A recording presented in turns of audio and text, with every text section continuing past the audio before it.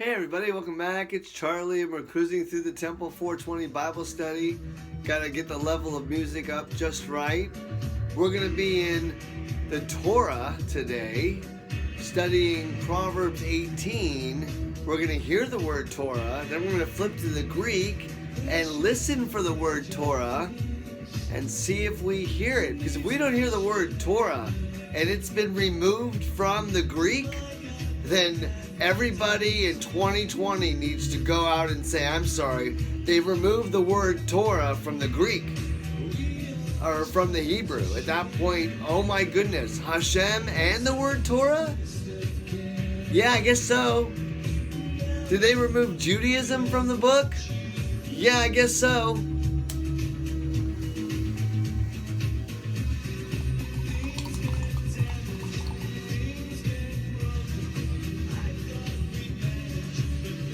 God's heart is broken. He is Humpty Dumpty and he's living inside of you. They say you're broken because they don't understand the duality, because at that point they're just going off their own thoughts. But I've had my pastor, or an old pastor of mine, totally a bonghead kid, graduate, laying floor, whatever he was doing.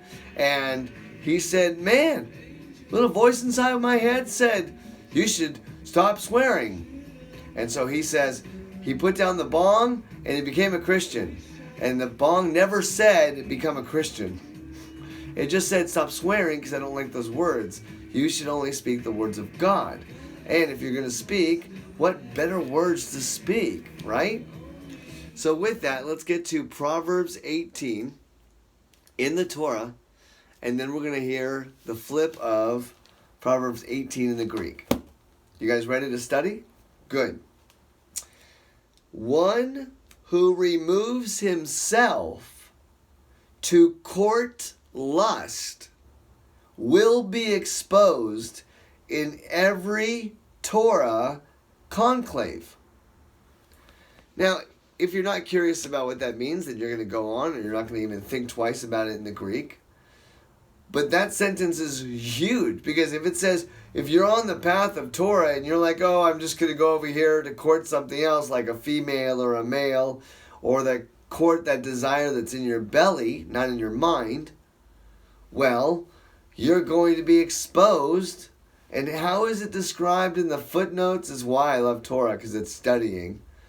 It says, a Torah scholar who leaves the group to pursue his passions will be disgraced among those who overcame such desire.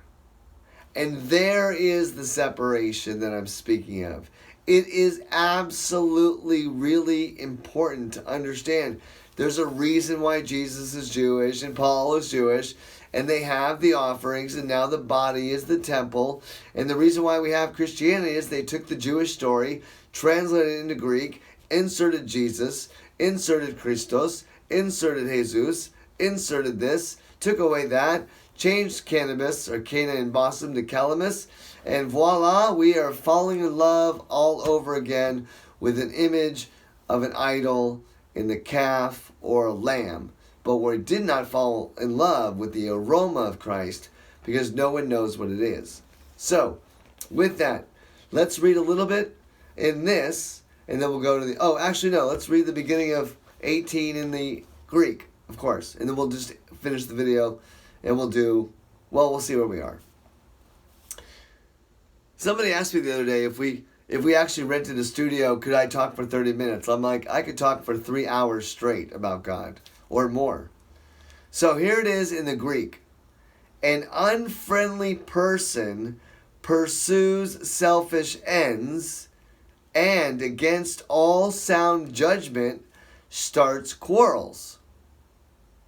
Did that sentence even sound like anything in the Hebrew that we just read? One who removes himself to court lust will be exposed to every Torah conclave. An unfriendly person, one who removes himself to court lust, This is why it's not Torah. This is why it's just Greek mythology. And I'm proud to say it nowadays because I can prove it. And anybody that can prove God to be true, or at least his book and his ways, is then the Torah scholar. Hello? You can be it too. That's why you're studying with me together. Listen, I study with the books open. I'm just doing it with you guys on YouTube. So a Torah scholar who leaves the group to pursue his passions, personal, not God's, will be disgraced among those who overcome their desires.